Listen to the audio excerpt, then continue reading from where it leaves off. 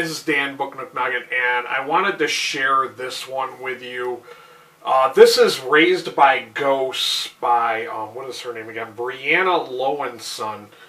And the reason why I wanted to share this with you guys is it is a new graphic novel that has come out. It is published by Fantagraphics. And this takes place in the 90s for all my 90s kids. If you want a little wee bit of nostalgia from the 90s, and I say a wee bit because like this felt very generalized to me. I'm saying that, and I know that a few of my friends on Goodreads gave this like high ratings. A few of my friends on Goodreads gave this like a 4 out of 5 star rating.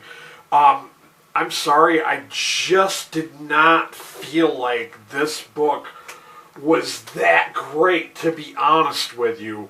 I do like the concept that, I mean, it really hit home for me because I felt like I was raised by ghosts too. I was one of those 90s kids whose parents just seemed to not give a fuck.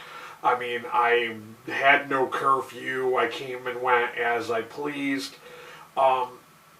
You know, my parents kind of somewhat cared, it seemed like, just like the character of Briana, which I'm guessing this is like a memoir because it seems very autobiographical.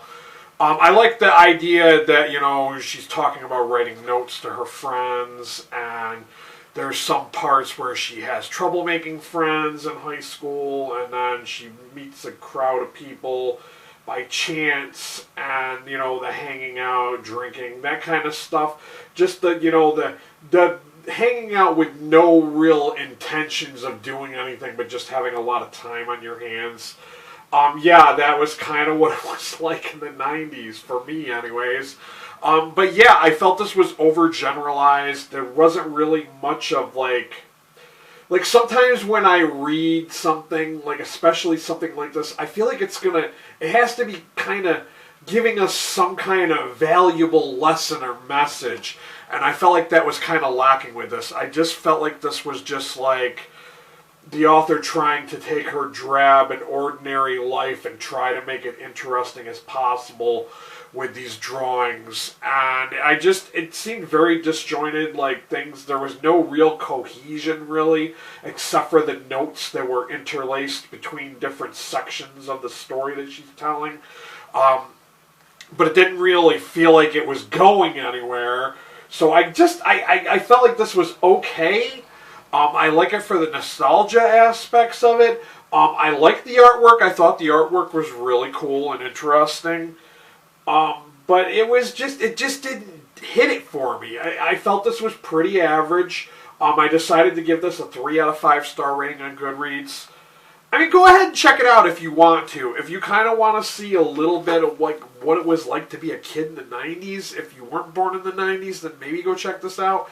If you're somebody who was alive in the 90s and you kind of want to have a little reminiscence, yeah, check this out, because they kind of talk about like mixtapes. Like there was this one scene with the Maxell mixtapes. Like I remember like back in the day we would make mixtapes or we would record stuff off the radio, or we would borrow a tape from somebody else and we would, you know, like copy songs from it with those Maxell tapes.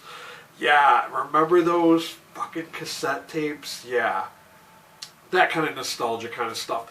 But there wasn't really anything else besides the musical aspect of it, and the mixtapes and the notes and stuff like that.